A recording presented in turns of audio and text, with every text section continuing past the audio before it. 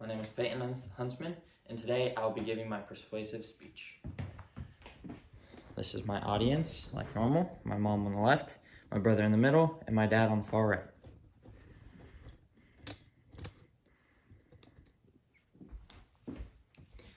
So today I'll be giving my persuasive speech on why it's harder to be a kid today than it was when our grandparents were kids. I'm going to be focusing mainly on the economic standpoint of why it's harder today than it was back then. The first big thing I can think about is schooling.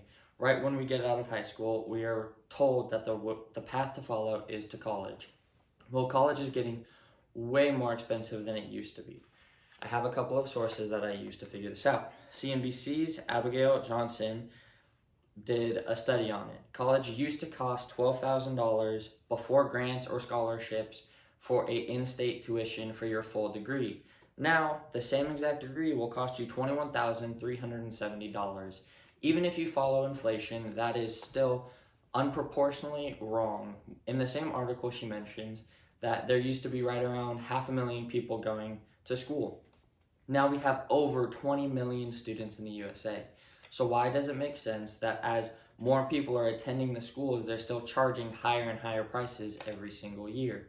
This boggles my mind at how they feel this is right. We're already poor coming out of school, let alone coming out of school with $21,000 in debt, and then trying to buy a house after that.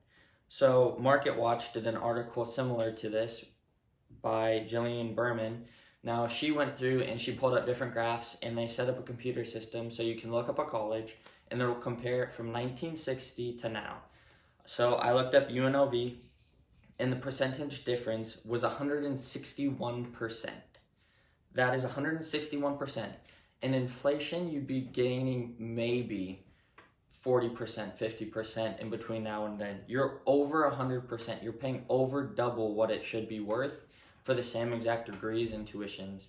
Now, I would get this if it was some sort of private university, one of the Ivy Leagues, something of that status, but for community university, that makes no sense. Now, after you get out of college, you lead into housing. You have to buy a house for you and your family. You have to provide. You have to step up and start becoming more of an adult. Now, the marketing increase in the housing market has gone up 13% in 16 years. That is still crazy to me. This was before COVID is when I pulled these stats, because I feel like COVID made it unproportional because you didn't get the same influx and everything. So I figured I'll go pre-COVID and make it much more cut and dry. So we're looking at historical events and less of one-off society issues. Now, I pulled that information from Market Watch by Jacob Passy, who has been a mortgage and financial journalist his entire life. So now that you have your schoolings out of the way and your house is done, most people will start and become a family. They'll move into having kids and a wife and trying to provide and have fulfillment in their life. Now, what do you think of when you think family? Because personally, I think of healthcare. I think of how am I going to provide and keep my kids safe, keep them going to the doctor, keep them in a good physical state to where they'll be able to live their longest and best lives. Now, healthcare has also gone up as time has. So the average person now is paying $11,000 a year in healthcare per person. That means for a family of 5, you're paying roughly $55,000 a year in healthcare, assuming your job doesn't cover it, and that is through a private healthcare status. So a healthcare company you pay, and they're going to cover the majority of everything.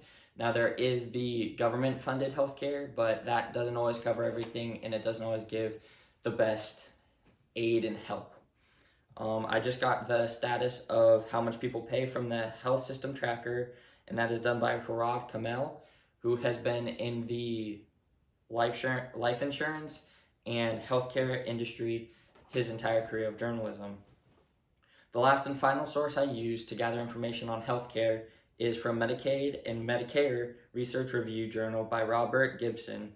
Now, he did the research at 1980s.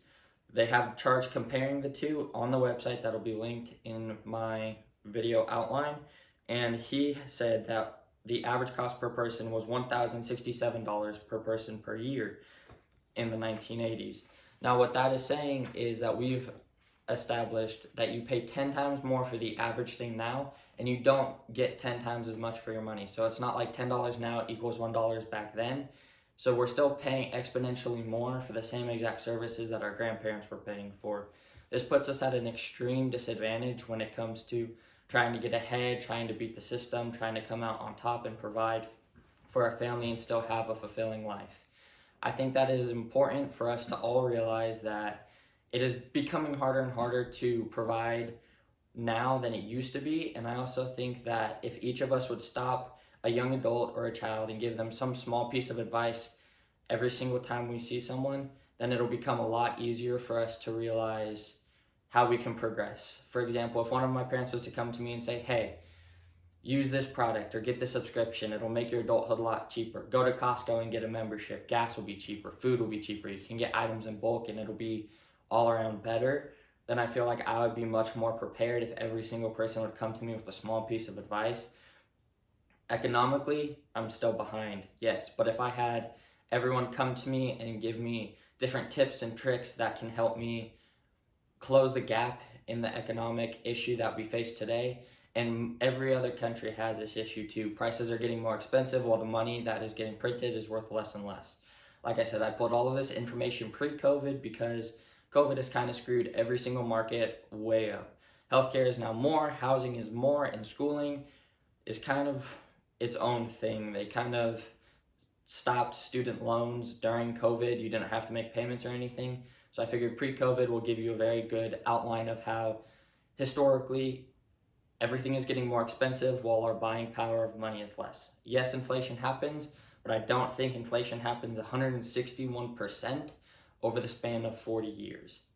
So, thank you for watching my persuasive speech. I hope that I can convince you to go and start giving people small bits of advice and trying to put yourself in their shoes when it comes to understanding the economic system and finding out a way to make everyone realize that we need to focus more on how to close the gap between what our money buys and what it's worth from where it used to be compared to today. So, thank you for watching, and I'm now going to show my audience again. Again, this is my mom on my left, my brother in the middle, my dad on the right. Thank you for watching.